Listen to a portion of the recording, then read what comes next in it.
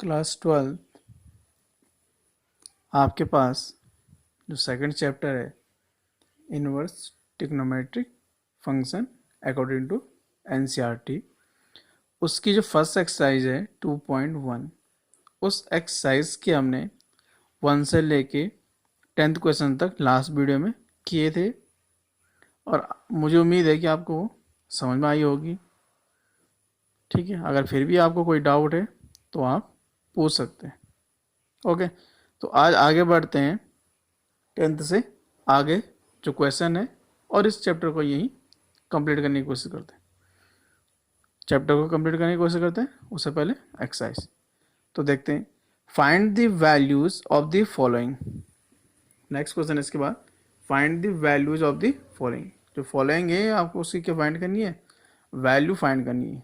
ठीक है, यानी कि जो आपके पास 11th नंबर पर जो क्वेश्चन है इसको आपने क्या करना है, सॉल्व करना है। सॉल्व करके आपने से क्या करना है, इसकी वैल्यू फाइंड करनी है।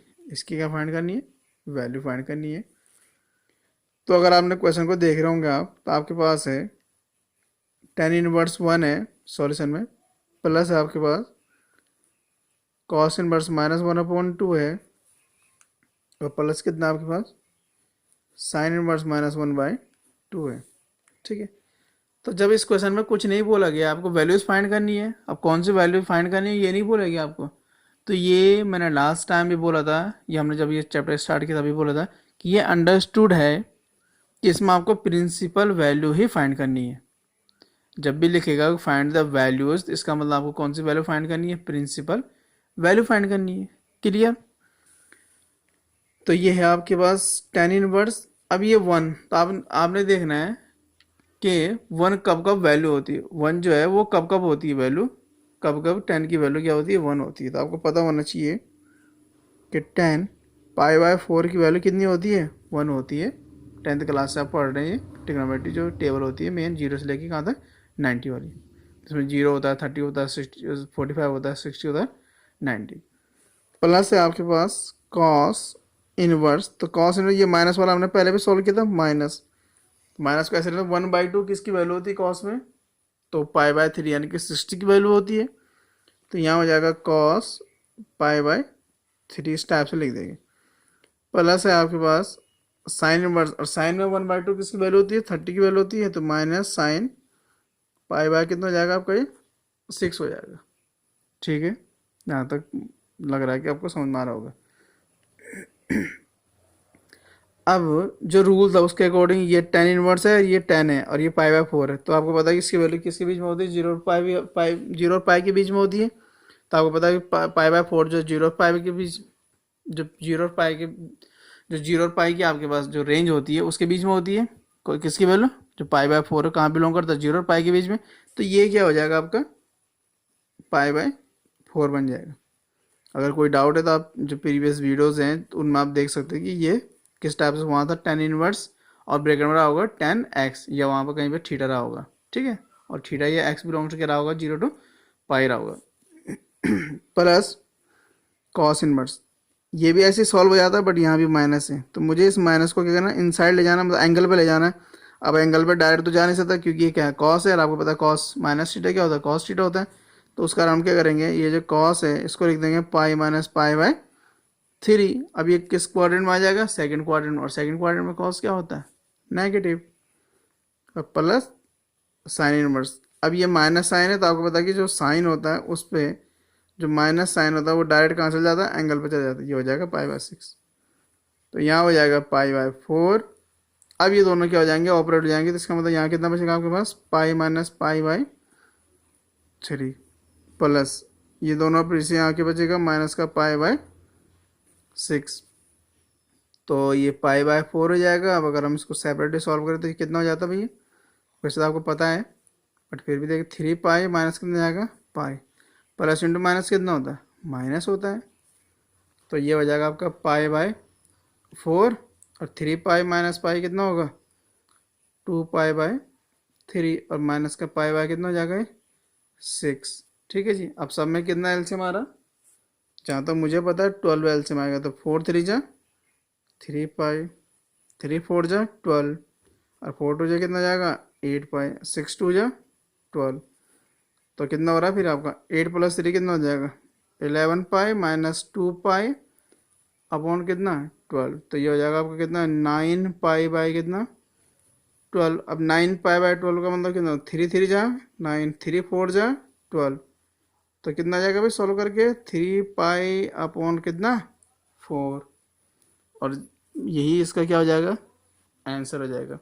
तो इसकी जो जो वैल्यू आएगी वो क्या आएगी 3 पाई बाय 4। किसकी इस पूरे की जो वैल्यू आएगी वो क्या आएगी 3 पाई बाय 4। यानी वैल्यू आएगी, यानी कौन सी वैल्यू आएगी प्रिंसिपल वैल्यू जो इसकी आने वाली है वो कितनी आएगी 3 पाई बाय 4 आएगी। ठीक है, तो यहाँ से लेके तो सारा क्या आपका कैलकुलेशन है। इस कैलकुलेशन को आप जितने जल्दी हो सके कर सकते हैं।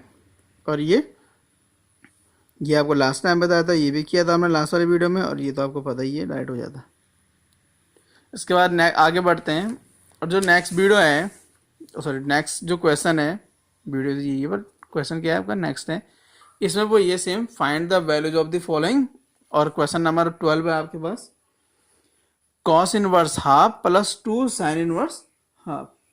ठीक है, तो इसको भी देख लेते हैं। अच्छा, आप वैसे बहुत के माइंड में ये होगा सर इसकी जो हम वैल्यू डायरेक्ट सॉल्व करें तो वहाँ तो हमने क्या लिया था वाई लिया था स्टार्टिंग प्रीवियस जो हमने इसके क्वेश्चन किया था। तो अगर आप चाहो तो आप यहाँ भी क्या ले सकते हैं लेट वाई इक्वल टू आप इसको ले सकते हैं। तो ये कम्प्लीटली क्या चलता रहेगा आपका वाई हो जाएगा, ये भी वाई हो जाएगा, ये भी वाई, ये वाई, ये वाई, ये वाई, वाई, और ये भी कितना हो जाएगा आपका वाई। यानी कि पहले आपने इसे एज्यूम किया था कि इसकी सारी की वैल्यू कितनी आएगी वाई आ रहा है, वाई की वैल्यू ये जो लास्ट में आपके पास क्या वो मिली है आपको वाई की वैल्यू 3 पाई बाय 4। यही आपका क्या है आंसर है। ठीक है, तो ऐसे आप क्या कर सकते हैं इस वाले जो क्वेश्चन नंबर 12 है यहाँ भी आप क्या लिख सकते हैं कि let y equal to cos inverse 1/2 plus 2 sine inverse 1/2। ठीक है, इसमें माइनस साइन नहीं है तो ये तो इजीली सॉल्व हो जाएगा। अब कॉस इनवर्स 1/2 किसकी वैल्यू होती है कॉस में 60 की वैल्यू होती है। तो साइन 60 कितना होता है साइन 60 कितना होता है √3/2 होता है, और साइन 30 कितना होता है 1/2 होती है। आपको पता है ये एक्सचेंज हो जाता है कॉस वाले में। तो यहाँ आ जाएगा कॉस की वैल्यू कितना आ जाएगा π/3 आ जाएगा प्लस 2 साइन, और साइन में 1/2 किसकी वैल्यू होती है भाई 30 की वैल्यू होती है। तो 30 की वैल्यू का मतलब कितना हो जाएगा π/, कितना हो जाएगा यहाँ आपका 6 हो जाएगा। ठीक है, तो सॉल्व करने पे कितना हो जाएगा ये हो जाएगा आपका π/3 हो जाएगा प्लस का 2, ये 2 तो बाहर है ऐसे रहेगा आपका, ये दोनों पर यहाँ कितना हो जाएगा आपका इंटू π/6। तो y इक्वल टू कितना हो जाएगा आपका π/3 प्लस 2 3 जा 6। तो ये भी कितना हो जाएगा π/3। दोनों का डिनोमिनेटर क्या है सेम है। तो जब डिनोमिनेटर सेम होता है तो न्यूमिनेटर क्या हो जाता है ऐड हो जाता है। कितना हो जाएगा 2π/3। This is the principal value of this function. ठीक है, वैल्यूज की बात हो रही थी यानी कि ऑब्वियसली किसकी वैल्यू फाइंड होगी प्रिंसिपल। तो ये आपको समझ में आ जाएगा। ऐसे आपके पास है 13th नंबर पे क्वेश्चन है MCQs है। बेसिकली 2 MCQs आपके पास, एक 13 है और एक 14 है। तो MCQs को आप डायरेक्ट सॉल्व कर सकते हैं। तो यहाँ है आपके पास if sine inverse x equal to कितना आपके पास y है देन, तो इन चारों में से कौन सा बोला सॉल्व होगा। तो भाई sine inverse x equal to y है, यानी कि ये आपको पता है क्या होता है डोमेन होता है, और ये y क्या होता है आपका कोडोमेन होता है। कोडोमेन में बहुत सारे नंबर होते हैं, ये इसको क्या बोलते हैं आप लोग रेंज बोलते हैं। इसको क्या बोलते हैं आप लोग रेंज बोलते हैं। तो आपको ध्यान देना है कि इनमें से साइन इनवर्स की कौन सी रेंज है भाई ये आपको पता है ऑब्वियसली नहीं है, ये तो 10 की होती है। ठीक है, ये किसकी कॉर्ड की हो जाएगी ये किसी की होती, क्योंकि इसमें क्या है इक्वल टू का साइन नहीं है, तो कौन सा वाला पार्ट हो जाएगा इसका बी वाला पार्ट हो जाएगा। ठीक है, तो क्यों हो जाएगा अगर आपको सॉल्व करना है सॉल्यूशन में देखना था आप इसको ऐसे लिख सकते हैं कि लेट लिखें या क्या लिखना चाहें गिवन y इक्वल टू कितना आपके पास साइन इनवर्स x है। गिवन क्या है साइन इनवर्स कितना आपका x है। तो यह हो जाएगा आपका प्रिंसिपल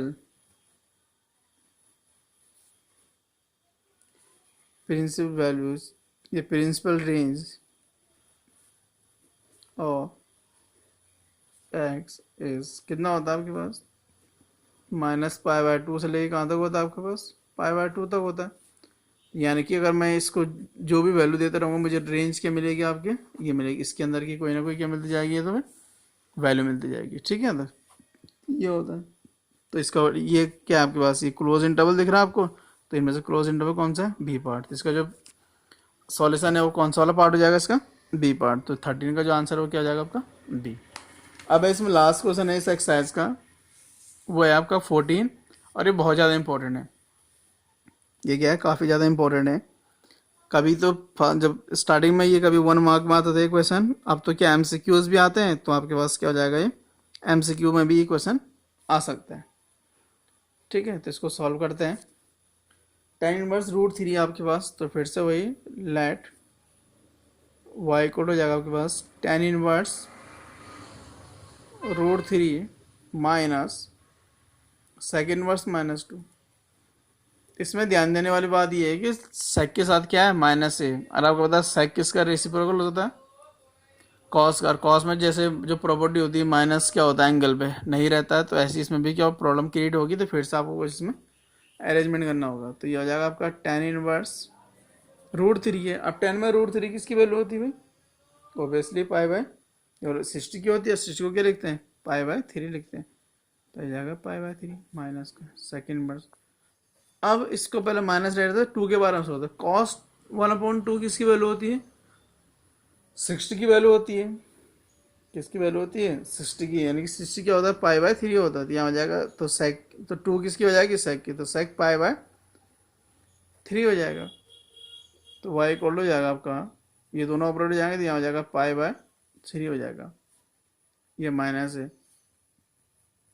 ये सेकेंड इनवर्स। अब ये माइनस साइन कहाँ चल जाएगा, इसके एंगल पर चल जाएगा, तो जाएगा सेक, लेकिन डायरेक्ट जाएगा तो प्लस हो जाएगा, इसमें से कैसे लिख देंगे, π - π/3 कर देंगे, क्योंकि ये एक सेकंड क्वाड्रेंट है। सेकंड क्वाड्रेंट में क्या होता है, साइन और कॉसेक को छोड़ के बाकी सारे क्या होता है, नेगेटिव। अब ये दोनों ऑपरेटर है, कितना बचेगा आपके पास, π - π/3, ब्रैकेट में याद रखना।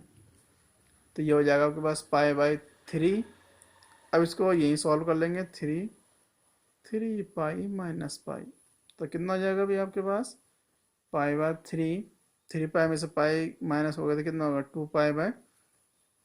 दोनों का बेस क्या है, ये डिनोमिनेटर सेम है, तो उसको क्या करते हैं, डायरेक्ट सॉल्व हो जाता है इस टाइप से। तो पाई में से 2π को माइनस करते, तो माइनस का कितना जाएगा, पाई, और माइनस का π/3 आ जाएगा। अब इसमें आपको π/3 है माइनस का, तो कौन सा वाला आंसर आपका, इसका बी वाला पार्ट इसका आंसर हो गया।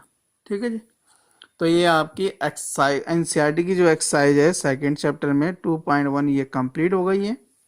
अब इसके बाद हम लोग आगे जो पढ़ने वाला है वो पढ़ेंगे प्रॉपर्टीज ऑफ ट्रिग्नोमेट्री फंक्शन, ये properties of inverse trigonometry function. तो जो आपने इनवर्स ट्रिग्नोमेट्री फंक्शन पढ़ा है उसकी कुछ प्रॉपर्टीज होंगी, और वो जो प्रॉपर्टीज होंगी आपकी उस पर बेस्ड कुछ क्या होंगे, फॉर्मूले होने वाले हैं, और उन फॉर्मूलों पे बेस्ड एक्सरसाइज होगी या कुछ क्वेश्चंस होंगे, और उनको हम सॉल्व करेंगे। ठीक है, तो इसके बाद हम नेक्स्ट वीडियो में मिलेंगे। आई होप कि आपको ये सब समझ में आ रहा होगा, और अगर आपको ये समझ में आ रहा है तो इन क्वेश्चन को जितना ज़्यादा हो सके आप अपनी कॉपी में प्रैक्टिस कर सकते हैं। आपके पास एनसीईआरटी की पूरी उसमें एग्जाम्पल्स हैं, उनको भी कर सकते हैं आप, और साथ साथ कुछ अगर आप एक्स्ट्रा बुक लेना चाहें, मे बी RD शर्मा या कोई भी, जहां आपको मिल जाए तो आप उन क्वेश्चन को सॉल्व कर सकते हैं। हो सकता है मैं भी आपको कुछ एक्स्ट्रा क्वेश्चन प्रोवाइड करा दूँ आगे जाके। ठीक है, क्लास 12, थैंक यू।